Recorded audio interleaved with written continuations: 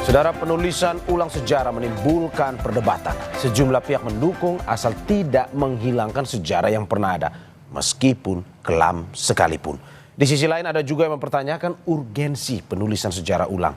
Pagi ini kami akan bahas bersama anggota Komisi 10 DPR fraksi PDIP, Boni Triana. Selamat pagi Mas Boni.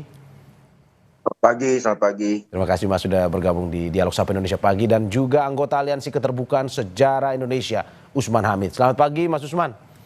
Selamat pagi Bung Mario, selamat pagi Bung Boni. Terima kasih Bapak-Bapak sudah bergabung di Sapa Indonesia Pagi hari ini. Saya ke Mas Boni terlebih dahulu. Mas Boni, ini dalam pembahasan Komisi 10 DPR dan Kementerian Kebudayaan, apa alasan dilakukannya penulis ulang sejarah ini yang sebenarnya menjadi pertanyaan besar? Apa urgensinya? Apa sebenarnya tujuan? Justru itu yang kami pertanyakan di Komisi 10, sehingga setelah pertemuan dengan kelompok masyarakat, aksi dalam hal ini ya, kita menggelar rapat kerja dan itu dipertanyakan. Ya. Pertanyaan itu muncul kan karena memang proses penulisan ini terkesan buru-buru, kemudian tidak transparan. Karena menurut pengetahuan kami yang namanya penulisan sejarah nasional itu kan mestinya didahului dengan seminar sejarah, konferensi sejarah nasional yang diikuti oleh berbagai ragam macam sejarawan dari berbagai macam latar belakang, sehingga ada proses yang terbuka, orang bisa mengikuti di sana. Seperti itu, sehingga itu kami pertanyaan apa urgensinya. Satu-satunya alasan yang dikemukakan oleh Menteri dalam rapat kemarin adalah karena kita sudah terlalu lama tidak menulis atau tidak merevisi atau bahkan memutakhirkan buku sejarah yang ada. Sudah hampir beberapa puluh tahun kita tidak punya buku sejarah. Seperti itu saja yang kami dengar. Tapi kalau membaca dari konsep, tentu ada beberapa bab yang ditambahkan, seperti misalkan era SBY dan juga era Pak Jokowi, ya, bahkan juga sudah masuk di sana sebagian awal dari Pak Prabowo kalau merujuk kepada keterangan Menteri Kebudayaan. Seperti demikian. Oke, Mas Boni, tetapi dari DPR sendiri kemarin saya baca di berita-berita bahwa sampai saat ini Komisi 10 belum menerima draftnya, karena kan sudah 70%, katanya sudah mau mendekati selesai. Apakah sampai saat ini dari DPR sudah menerima draft penulisan ulang ini? Sejauh ini belum menerima. Bahkan satu-satunya pegangan kami cuma konsepsi yang selama ini beredar dari tangan ke tangan gitu melalui pesan di WhatsApp. Ya, itu saja yang pegangan kami dan juga rujukan bagi kami untuk melakukan pertemuan-pertemuan dan juga melontarkan pertanyaan-pertanyaan kepada pihak Kemenlu. Ya. Oke, berarti sampai saat ini belum menerima ya, Mas Boni? Belum menerima ya? Ini kami belum menerima draft itu. Oke, kalau begitu saya ke Mas Usman. Mas Usman, sebelum saya ke Mas Usman, saya ingin sedikit memberikan informasi bahwa kami sudah mengundang dari pihak pemerintah, dari Kementerian Kebudayaan, tetapi hingga saat ini memang masih belum ada respon dan kita masih terus menunggu jawaban dari Kementerian Kebudayaan. Saya ke Mas Usman. Mas Usman sepertinya tersenyum mendengar ini informasi. Mas Usman, bagaimana Anda melihat bahwa ini satu sisi perlu adanya penulisan sejarah ulang, tetapi mendapat kritik banyak pihak, termasuk terkait dengan waktu yang begitu singkat, Januari 2025, dan katanya 17 Agustus hadiah buat kemerdekaan. Menurut Anda seperti apa? Ya, sebenarnya memang diperlukan, apalagi kalau melihat proses transisi politik di Indonesia masih belum menuntaskan penyelesaian kejahatan-kejahatan di masa lalu. Misalnya pelanggaran-pelanggaran hak asasi manusia yang berat. Pada awal tahun yang lalu, tahun 2024, Presiden memberikan pidato mengakui 12 peristiwa pelanggaran hak asasi manusia yang telah diidentifikasi oleh tim penyelesaian secara non-yudisial. Salah satu rekomendasi mereka adalah penulisan ulang sejarah. Nah, penulisan ulang sejarah di sini diletakkan di dalam perspektif penyelesaian hak asasi manusia. Ada banyak contoh di negara lain. Salah satunya adalah di Guatemala. Di Guatemala dibentuk sebuah komisi klarifikasi keadilan atau klarifikasi sejarah dan keadilan. Nah, ini untuk memberikan semacam pemenuhan hak-hak atas kebenaran untuk para korban, untuk masyarakat yang mengalami ketertindasan. Nah, komisi ini, komisi klarifikasi sejarah ini dipimpin oleh seorang uskup dan beranggotakan 700 orang. Bayangkan jumlah anggota tim kita di Indonesia, misalnya kalau dibandingkan dengan sejarawan yang terlibat di dalam proses penulisan ulang sejarah resmi, jumlahnya sangat kecil. Jadi hampir tidak mungkin ini bisa memenuhi harapan kita bersama. Yang kedua, ini sebenarnya yang menjadi prinsip dari Aliansi Keterbukaan Sejarah Indonesia.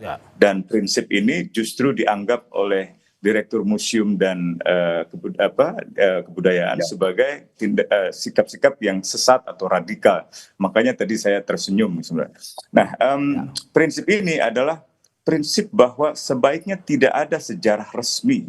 Sebab kalau ada sejarah resmi, seolah-olah siapapun yang akan menulis sejarah yang tidak resmi akan rentan dianggap menyimpang, dianggap sesat, dan bahkan dikriminalisasi gitu. Entah itu dengan misalnya hukum pidana atau hukum-hukum lain yang menganggapnya sebagai tindakan subversif gitu. Berarti menurut Anda tidak ada sejarah tunggal ya?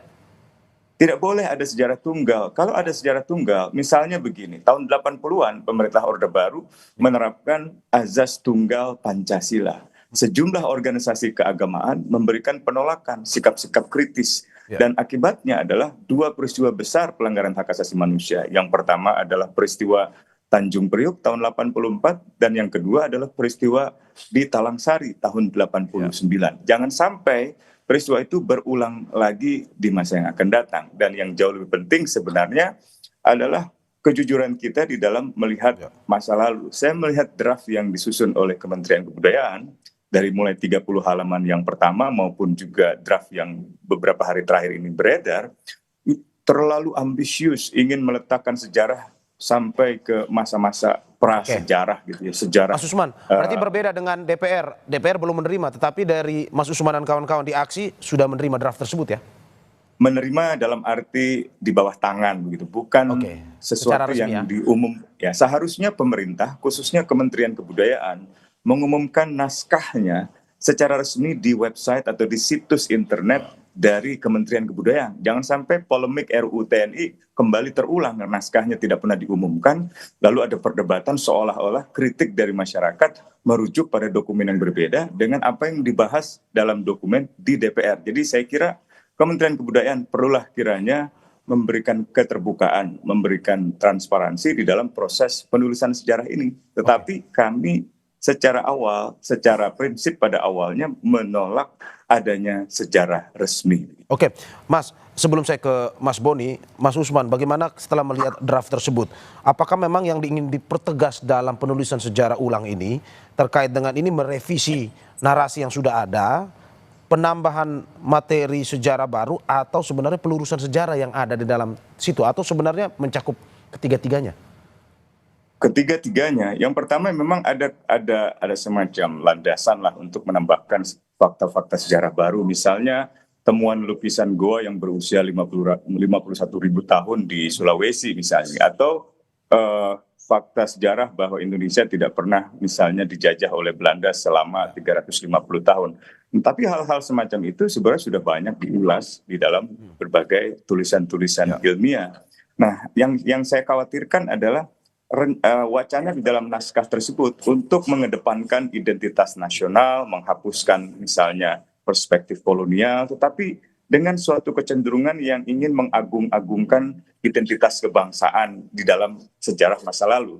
Nah, kalau itu yang hanya mau dilakukan, yaitu glorifikasi kejayaan bangsa di masa lalu, saya khawatir kita akan mengarah pada pemerintahan yang fasis seperti di Italia di era Mussolini, atau di Spanyol di era Franco, atau di Jerman di era Hitler, di mana sejarah itu ditunggalkan, sejarah itu didasarkan pada kebanggaan yang berlebihan pada bangsa, pada identitas diri, kalau di Jerman pada ras Arya gitu, sehingga meniadakan prinsip-prinsip perlindungan individu hak asasi manusia.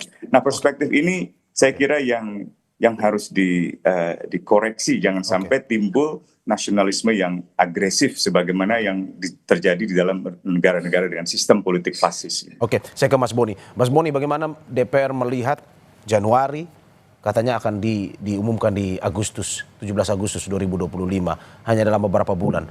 Dari DPR sendiri melihat apakah memang ini terlalu terburu-buru sehingga mungkin saja ada metodologi yang mungkin dilewatkan ataupun juga tidak dimasukkan dalam penulisan ulang ini, atau bagaimana sebenarnya? Saya mau memberi ilustrasi karena saya juga sejarawan. Ya. Jadi saya tahu betul bagaimana proses penulisan sejarah itu kalau dilakukan secara serius. Ya. Ada sejarawan dari Belgia namanya David van Rijbroek. Ya. Dia menulis buku judulnya Revolusi Indonesia dan Lahirnya Dunia Baru. Ya, itu buku bestseller, sedang dalam proses penerjemahan ke dalam bahasa Indonesia sekarang dari bahasa Belanda. Ya. Buku ini ditulis dalam jangka waktu 4 tahun. Ya. Sejarawan ini mewawancarai hampir sekitar 200 narasumber yang ikut ataupun bersaksi bagaimana peristiwa di awal-awal kemerdekaan terjadi di Indonesia. 200 narasumber dari berbagai tempat.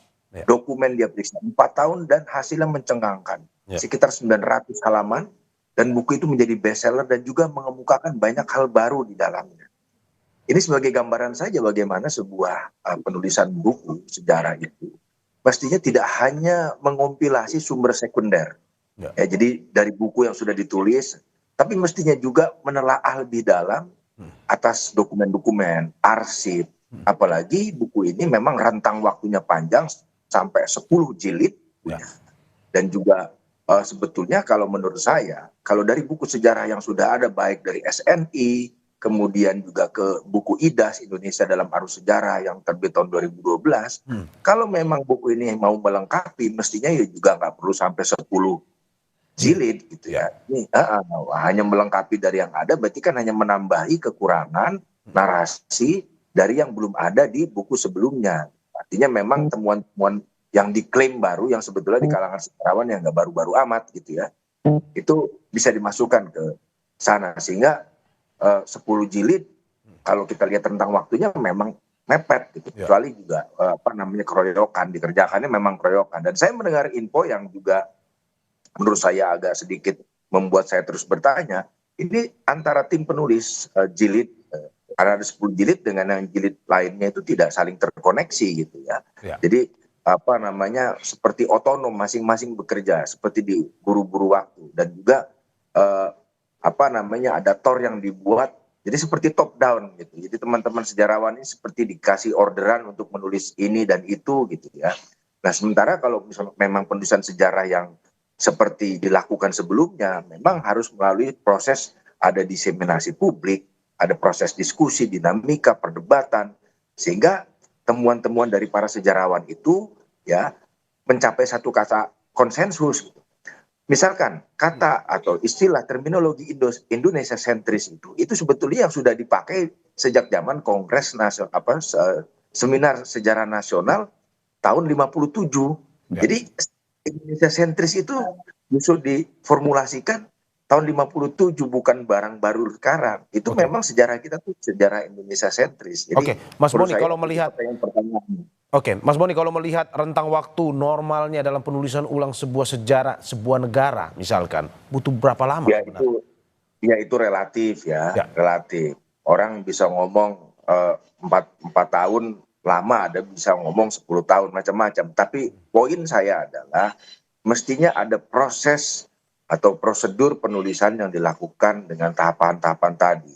Ada research-nya. Saya agak kurang yakin kalau buku ini ditulis menggunakan research yang mendalam gitu ya. Nah, kalau riset mendalam itu kan mencari arsip saja membutuhkan waktu. Membaca arsip yang sebagian juga berbahasa Belanda, bahkan paleografi juga membutuhkan waktu. Jadi memang idealnya buku ini tidak dikerjakan terburu-buru gitu ya. Bukan karena momen Agustus 80 tahun, tapi karena pentingnya momentum sejarah kita yang ditulis ini, maka membutuhkan satu riset yang mendalam, sehingga nanti yang disampaikan juga benar-benar bermutu lah. Kan? Apakah kita bisa bilang DPR menolak sebenarnya ini pada akhirnya keluar di 17 Agustus 2025 atau bagaimana sebenarnya? Dalam keputusan rapat kemarin kami sudah bilang ada 2 butir penting. Pertama, kata istilah atau terminologi sejarah resmi ataupun terminologi sejarah resmi baru itu tidak digunakan, ya satu. Jadi artinya buku ini kalau nanti jadi ya tidak bisa menjadi atau apa bukan satu-satunya rujukan gitu ya dalam pengajaran sejarah. Jadi tidak bisa juga kita klaim bahwa ini satu-satunya rujukan. Yang kedua, DPR juga meminta untuk tidak tergesa-gesa mengerjakannya. Karena kalau tergesa-gesa nanti ya kita tidak tahu hasilnya seperti apa. Dan juga ada beberapa bab yang kami soroti, misalkan dari fraksi PDI Perjuangan merasa jilid 8 mengenai pemerintahan di era Bung Karno itu tonnya agak sedikit minor. Dikasih judul misalkan masa bergejolak dan ancaman integrasi. Itu seolah-olah itu masa di mana penuh gejolak dan ancaman aja, tidak ada achievementnya, tidak ada pencapaian. Padahal pada masa Bung Karno kita tahu kita sebagai sebuah bangsa dihargai di regional maupun internasional karena Asia Afrika, karena penyelenggaraan Asian Games, macam-macam lah. Saya pikir itu mestinya jadi titik tekan dan juga fokus di jilid ini. Dan itu menjadi perhatian kami bersama di PDI Perjuangan. Oke, menurut Anda ada peristiwa politik yang ingin dikaburkan dalam penulisan sejarah ini, Mas Boni? Sebelum saya ke Mas Usman. Kalau misalkan kita melihat susunan outline yang beredar, gitu, sepertinya ada peristiwa yang ingin tonnya itu agak sedikit diabaikan, entah mungkin menghindari kontroversi atau entah mungkin karena tidak ingin menciptakan kegaduhan, saya nggak tahu. Tapi intinya begini, sejarah menurut saya justru harus bisa membuka peristiwa sepahit apapun. Karena dengan itu kita belajar sebagai bangsa. Kalau kita hanya mengglorifikasi, itu nanti punya potensi narasi ini akan menjadi narasi sejarah yang chauvinistik. Itu ya, hanya mengagung-agungkan masa lalu, kemudian membagus-baguskan, tapi peristiwa-peristiwa salah satunya yang tadi Mas Usman bilang tentang kejahatan kemanusiaan kita tidak akan belajar. Artinya siklus kejahatan, siklus kekerasan di mana seringkali juga negara terlibat akan terus berulang di masa yang akan datang. Nah, itu yang kita harus hindari. Oke, saya ke Mas Usman. Mas Usman, Ketua Aksi Marzuki Darusman di DPR bilang tindakan menulis sejarah itu merupakan cara halus pemerintah untuk mengontrol pemikiran rakyat dan memonopoli kebenaran atas sejarah bangsa. Apa sebenarnya mau disampaikan oleh Aksi dengan pernyataan? Yang mau disampaikan jelas dari Pak Marzuki Darusman adalah penolakan atas rencana penulisan sejarah resmi. Jadi seharusnya identifikasi terhadap identitas kebangsaan, terhadap sejarah di masa lalu, tidaklah dikemas secara tunggal atau diseragamkan gitu ya. Apalagi sampai menempatkan versi sejarah lain nanti seolah-olah tidak resmi atau seolah-olah ilegal. Dan karena itu akan membuka peluang bagi otoritarianisme baru atas nama kebenaran sejarah versi pemerintah gitu. Jadi karena itulah saya kira Aksi menolak rencana pemerintah untuk melakukan penulisan ulang sejarah resmi versi Agustus 2025 itu. Dan sebagai satu jalan penyelesaian, kami usulkan agar pemerintah mengintegrasikan penulisan ulang sejarah itu di dalam perspektif penyelesaian pelanggaran HAM.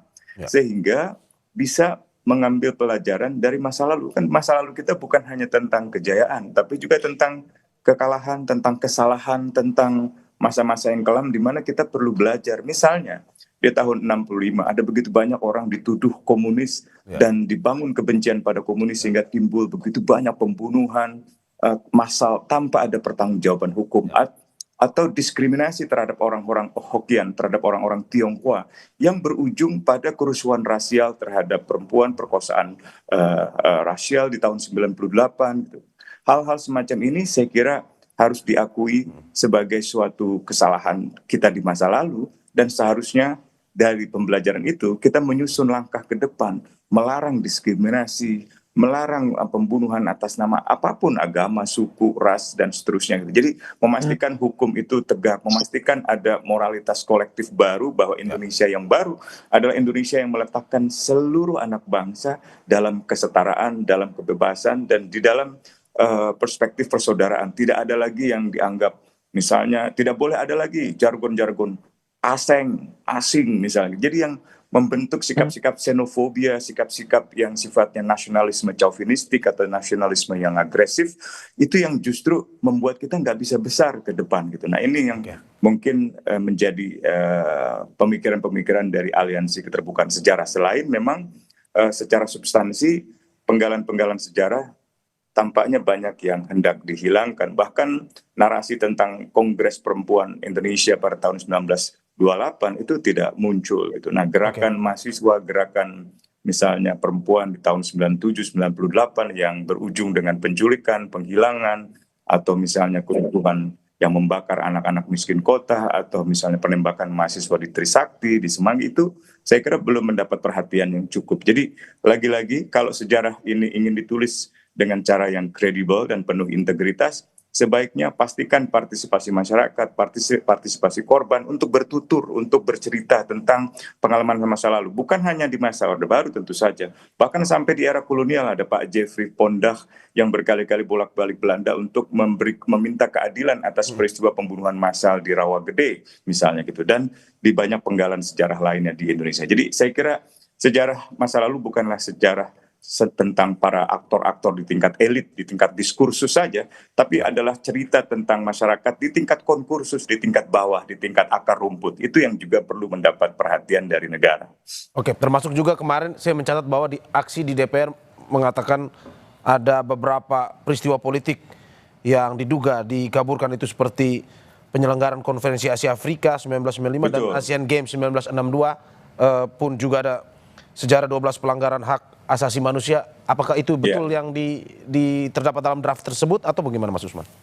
Betul sekali. Konferensi Asia Afrika tampaknya kurang mendapat perhatian di dalam, paling tidak di dalam naskah yang sudah kami bisa baca saat ini, meskipun dari tangan tidak resmi gitu. Padahal konferensi Asia Afrika itu sangat penting untuk meletakkan bagaimana nilai-nilai kebangsaan Indonesia itu diletakkan di dalam cakrawala global, di dalam kosmopolitanisme global. Kita bukan hanya ingin membangun Indonesia yang bermartabat, tapi dunia yang bermartabat. Kita bukan hanya ingin membangun ekonomi yang bebas dari eksploitasi kapital, tapi juga ekonomi dunia yang lebih adil misalnya. Kita bukan hanya ingin membangun gerakan di Asia, apalagi di ASEAN saja, di Asia Tenggara, tapi di Asia, termasuk India, misalnya termasuk Australia atau bangsa-bangsa di Melanesia, dan juga di Afrika, yang ketika itu memang terjajah. Gitu. Jadi perspektif pasca kolonial atau perspektif yang ingin dikeletakkan oleh pemerintah Indonesia saat ini dalam sejarah, sebaiknya tidak hanya menempatkan sejarah seolah-olah ada di ruang Indonesia sendiri, ada di ruang kosong. Padahal Indonesia tidak bisa dipisahkan dalam sejarah dunia gitu. Nah, ada beberapa penggalan sejarah lain yang juga tidak tampak di dalam naskah awal. Karena itu kami memiliki banyak sekali. Oke. Saya ke Mas Boni. Mas Boni, setelah berbincang dengan Mas Usman, penjelasan Mas Usman terkait dengan ada beberapa peristiwa politik seperti tadi yang sudah dijelaskan juga, dan juga Mas Boni juga sudah memberikan contoh-contoh. Bagaimana jika memang pada akhirnya Agustus tetap dikeluarkan penulisan ulang, di-launching penulisan ulang sejarah ini dari DPR sendiri, apa sebenarnya yang akan dilakukan, dalam arti bahwa ingin memberikan usulan atau masukan kepada 120 kalau tidak salah penulis sejarawan yang ikut bergabung dalam proyek ini, atau bagaimana, apa yang akan dilakukan DPR? Ya, saya pikir begini, poin dalam rapat Komisi 10 kemarin, satu bahwa memang ini bukan sejarah resmi, artinya memang sudah declare, ya ini buku biasa lah, buku sejarah biasa, pertama itu. Yang kedua, apabila tetap terbit, janji menteri sebetulnya nanti ketika draft ini akan mencapai 70-80% akan dibuka ke publik. Akan ada sebuah acara. Kabarnya begitu ya, sedang dikejar sebetulnya. Kita akan tunggu janjinya menteri ini sampai mana. Tapi kalau melihat dari konsep yang beredar, tentu kelompok aksi sudah memberikan masukan. Ada banyak sejarawan yang juga tidak ada di dalam tim penulisan memberi masukan. Mestinya Kementerian Kebudayaan mendengarkan masukan-masukan itu, bukan kemudian label sesat, radikal, bid'ah segala macam itu yang kemarin terjadi, tapi sudah meminta maaf menterinya.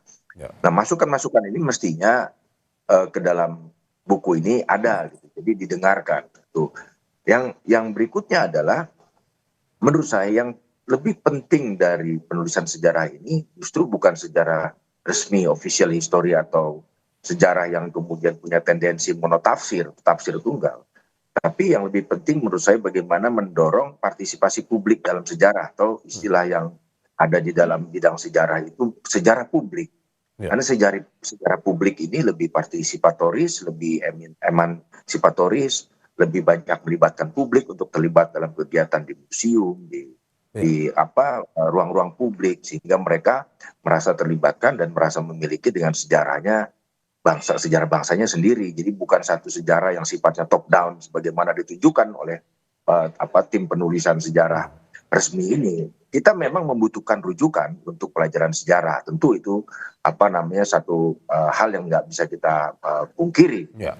Tapi bagaimana rujukan pengajaran sejarah di sekolah ini pun mestinya memenuhi kaidah-kaidah standarisasi penulisan sejarah.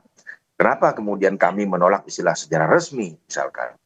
Sementara itu tim ya dalam hal ini editor tim penulisnya sudah mengatakan bahwa proyek penelitian ini menggunakan standar metodologi yang ketat.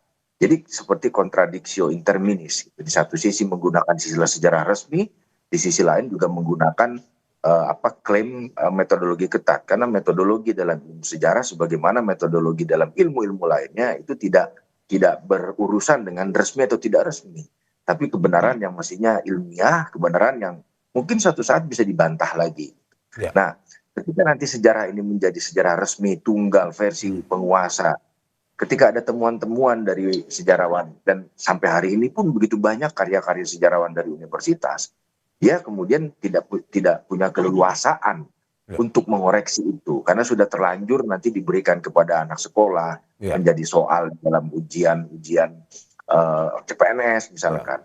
Nah ini yang kita harus hindari sehingga kalau sudah diakui bahwa ini bukan sejarah resmi atau official history, maka mestinya itu bisa terbuka terhadap versi-versi lain kalau nanti kelak di kemudian hari ada temuan-temuan penelitian sejarah yang baru gitu seperti itu sikap kami, alasan kami di Komisi 10 mengapa menolak meminta kepada Kementerian Kebudayaan untuk tidak menggunakan istilah sejarah resmi atau bahkan sejarah resmi baru seperti itu.